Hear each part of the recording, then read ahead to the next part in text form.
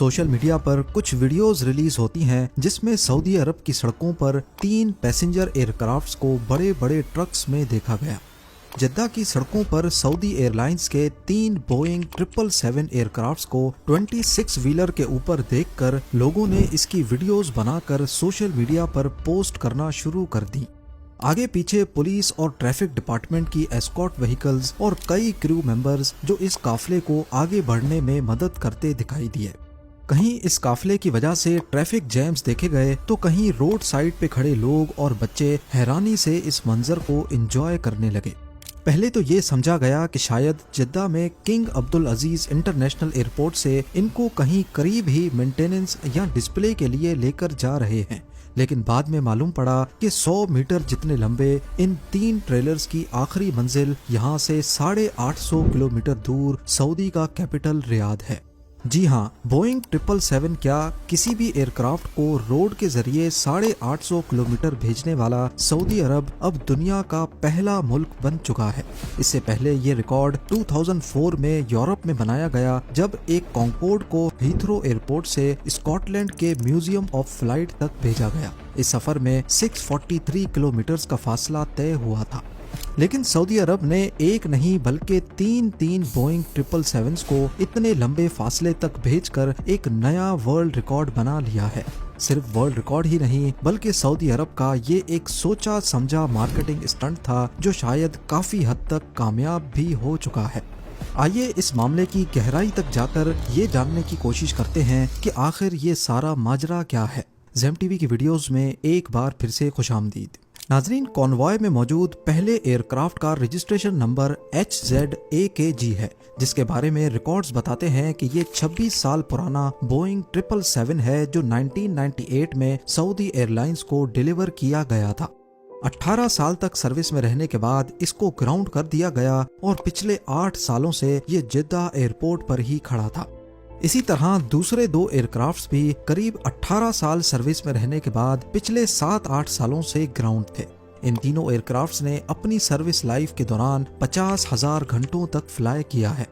Service life का मतलब है कि जब तक कोई भी एयरक्राफ्ट अपने नॉर्मल ऑपरेशंस परफॉर्म कर रहा हो और इसके बाद बोइंग 777 की सर्विस लाइफ खत्म हो जाती है, यानी इस पीरियड के बाद मैन्युफैक्चरर इसको इस्तेमाल करने से मना करता है।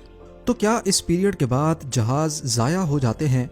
नॉर्मली जब भी एयरक्राफ्ट्स अपनी सर्विस लाइफ पूरी कर लेते हैं तो इनको एयरक्राफ्ट बोन यार्ड्स में पार्क कर दिया जाता है। बोन यार्ड्स बहुत बड़े मैदान को कहते हैं जहां लंबे अरसे के लिए एयरक्राफ्ट्स को स्टोर किया जाए, खास तौर पर ऐसे एरिया में जहां ड्राई या खुश्क रेगिस्तान जैसा मौसम हो, और इस किस्म का एरिया ढूंढने में सऊदी अरब को कोई मुश्किल पेश नहीं आई होगी। ऐसे क्लाइमेट में बोन यार्ड्स बनाने का मकसद वहां खड़े एयरक्राफ्ट्स को जंग से बचाना होता है, क्योंकि ड्राई क्लाइमेट में मॉइस्चर कम होता है जो कि मेटल के लिए काफी खतरनाक है। बोन यार्ड्स में पार्क करने से पहले एयरक्राफ्ट के इंजन्स और दूसरे सेंसिटिव पार्ट्स को सील कर दिया जाता है ताकि मिट्टी, नमी और टेम्परेचर चेंज से बचाया जा सके। बेशक ये एयरक्राफ्ट्स किसी काम में नहीं आते, लेकिन फिर भी इनकी पीरियोडिक मेंटेनेंस करना लाजमी होता है, जैसा कि साफ सफाई। सर्विस लाइफ खत्म होने के बाद भी एयरक्राफ्ट्स में काफी ऐसे पार्ट्स होते हैं जिनकी लाइफ अभी भी बाकी होती है, जैसा कि इंजन्स, इलेक्ट्रॉनिक्स, लैंडिंग गियर और उसकी सीट्स। थोड़ी सी मेंटेनेंस के बाद इन पार्ट्स को बिल्कुल नए जैसा बना दिया जाता है। ये तमाम पार्ट्स निकालने के बाद भी पीछे बचा ढांचा भी फजूल नहीं होता। मॉडर्न एयरक्राफ्ट्स का 90% मटेरियल रिसाइकल हो सकता है। इनमें मौजूद एल्यूमिनियम, टाइटेनियम और स्टील वो मेटल्स हैं जो दोबारा से रिसाइकल हो सकते हैं। सर्विस लाइफ खत्म होने के बाद पहले देखा जाता है कि प्लेन की कंडीशन क्या है।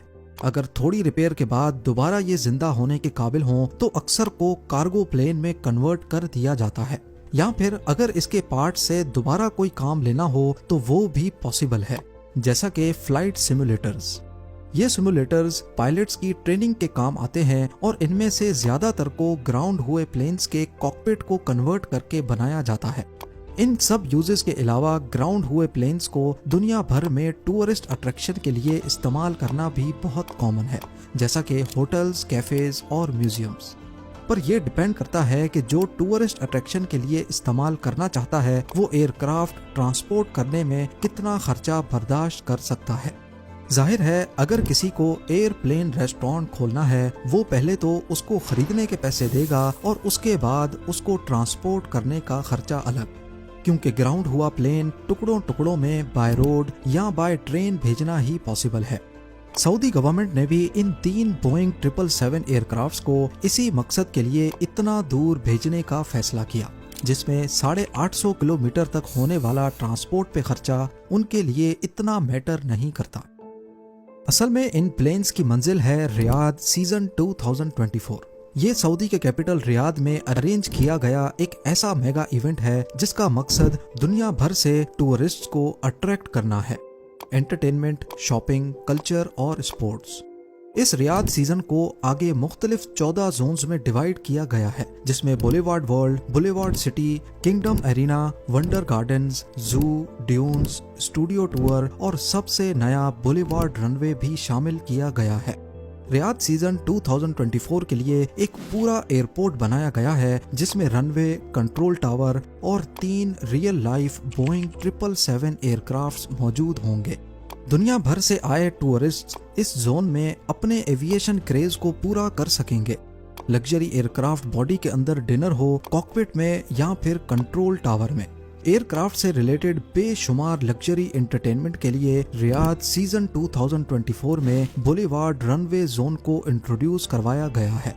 अक्टूबर 2024 से शुरू होकर मार्च 2025 तक चलने वाला ये इवेंट सऊदी प्रिंस मोहम्मद बिन सलमान के विजन 2030 का एक छोटा सा हिस्सा है।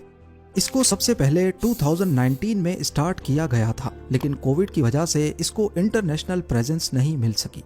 फिर 2022-23 इवेंट में सीजन की ओपनिंग सेरेमनी को 7.5 लाख विजिटर्स ने अटेंड किया, जिसमें सबसे ज्यादा ड्रोन्स ने एक साथ फ्लाई करके एक नया वर्ल्ड रिकॉर्ड भी कायम किया। पिछले साल सऊदी 50 लाख टूरिस्ट अट्रैक्ट करने में कामयाब हुआ और उम्मीद है 2024 का सीजन भी नया रिकॉर्ड बनाएगा। 3 बोइंग 777 को 850 किलोमीटर तक ट्रांसपोर्ट करवाना भी असल में सऊदी का एक मार्केटिंग स्टंट समझा जा रहा है। एक ऐसा मार्केटिंग स्टंट जो ना सिर्फ दुनिया भर में रियाद सीजन 2024 को फेमस कर रहा है, बल्कि सऊदी को एक नया वर्ल्ड रिकॉर्ड भी दे गया। इन सब बातों की वजह एक ही है कि सऊदी अरब अब बदल रहा है। सऊदी प्रिंस मोहम्मद बिन सलमान के विजन 2030 के तहत इनको सऊदी अरब की ऑयल से होने वाली कमाई पर से डिपेंडेंसी हटानी है। पहले सऊदी अरब के लिए ऐसा सोचना भी पॉसिबल नहीं था, लेकिन अब मिडिल ईस्ट में ही छोटे से दुबई ने ऐसा करके दिखाया है। दुबई ने खुद को टूरिज्म और बिजनेस का गढ़ बनाकर तमाम मिडिल ईस्ट कंट्रीज के होश उड़ा दिए हैं। जहां पहले यूएई भी ऑयल पे डिपेंडेंट था, अब वर्ल्ड क्लास इंफ्रास्ट्रक्चर और एंटरटेनमेंट की वजह से ये डिपेंडेंसी सिर्फ 5% रह गई है। और ये सब देखकर सऊदी अरब भी अपने लिए अपॉर्चुनिटीज तलाश कर रहा है। आप खुद देख लें कि विजन 2030 के साए तले सऊदी जितने भी प्रोजेक्ट्स लॉन्च कर रहा है या जितने भी इवेंट्स होस्ट कर रहा है, इनका टारगेट सिर्फ वेस्टर्न वर्ल्ड है। फिर चाहे वो $500 बिलियन का नियोम प्रोजेक्ट हो या द रेड सी प्रोजेक्ट, जिसमें 50 लग्जरी होटल्स और 1000 विलास बनाए जा रहे हैं, कुछ साहिल पे और कुछ रेड सी में बने आइलैंड्स पर। इंटरनेशनल इवेंट्स की बात की जाए तो 2025 में सऊदी अरब फार्मूला ई प्री होस्ट करने जा रहा है और 2020 से दकर रैली भी सऊदी ही होस्ट कर रहा है, जिसमें ऑफ रोडिंग ड्राइवर्स को मुश्किल रास्तों से होकर 800 किलोमीटर का ट्रैक पूरा करना होता है, वो भी सिर्फ एक दिन में। और ये तो सब जानते हैं कि बंजर और ऑफ रोडिंग ट्रैक्स की सऊदी के पास कोई कमी नहीं। जिद्दा से रियाद सऊदी एयरलाइंस के 3 बोइंग 777 का ये सफर किसी भी तरह से आसान नहीं था। सबसे पहला टास्क तो एयरक्राफ्ट्स को ट्रांसपोर्ट के लिए तैयार करना था, जिसमें प्लेन के विंग्स और टेल को निकाला गया और पीछे बचा सिर्फ फ्यूजलाज। एक फ्यूजलाज 200 टन वजनी, जिनको उठाने के लिए स्पेशल क्रेन्स का बंदोबस्त किया गया। लिफ्ट करने के लिए स्पेशल नायलॉन बेल्ट्स का इस्तेमाल हुआ ताकि बॉडी पर स्क्रैचेस ना आए। बड़ी एहतियात से बारीक कैलकुलेशंस के बाद 2 क्रेन्स ने मिलकर एक फ्यूजलाज को ऊपर उठाकर 26 व्हीलर के ऊपर रख दिया। ये कहलाता तो 26 व्हीलर है, लेकिन असल में इसमें 104 टायर्स होते हैं। जिद्दा एयरपोर्ट से रियाद तक का ये सफर भी इतना आसान नहीं था। कौन से पॉइंट्स पर 100 मीटर से लंबे ट्रेलर को कहां से टर्न करवाना है, ये सारा रूट पहले से प्लान किया गया। कुछ रोड्स पर नॉर्मल ट्रैफिक को रोड से उतारकर ऑफ रोड ट्रैक से गुजारा गया ताकि कॉन्वॉय को मसला ना हो और ट्रैफिक भी चलता रहे। इस तरह का कॉन्वॉय नॉर्मली 20 की स्पीड से ज्यादा नहीं चलता, क्योंकि इससे तेज चलने से ट्रेलर की लोड बैलेंसिंग बिगड़ सकती है। आगे पीछे पुलिस की गाड़ियों ने स्टार्ट से एंडिंग तक कॉन्वॉय का साथ दिया ताकि रास्ते में ट्रैफिक रुकवाकर पहले कॉन्वॉय को गुजारा जाए। इस पूरे ऑपरेशन में डिसअसेंबली यानी प्लेन के पुर्जे अलग करना, फिर ट्रांसपोर्ट करना और आखिर में वापस विंग्स को जोड़ने में टोटल करीब 10 दिन का वक्त लगा। 10 दिन जिसमें रातें भी शामिल थीं। कुल मिलाकर बात इतनी है कि सऊदी अरब अपने विजन 2030 को लेकर काफी सीरियस है, जिसके लिए हो सकता है आने वाले वक्त में ऐसे कई स्टंट्स देखने को मिले। पर एक सवाल जिसका जवाब अभी भी अधूरा रह गया कि क्या वाकई सऊदी अरब दुबई की टूरिज्म को टक्कर दे पाएगा या नहीं। इसका जवाब आप लोग कमेंट सेक्शन में पोस्ट करें। उम्मीद है ज़ेम टीवी की ये वीडियो भी आप लोग भरपूर लाइक और शेयर करेंगे। आप लोगों के प्यार भरे कमेंट्स का बेहद शुक्रिया। मिलते हैं अगली शानदार वीडियो में।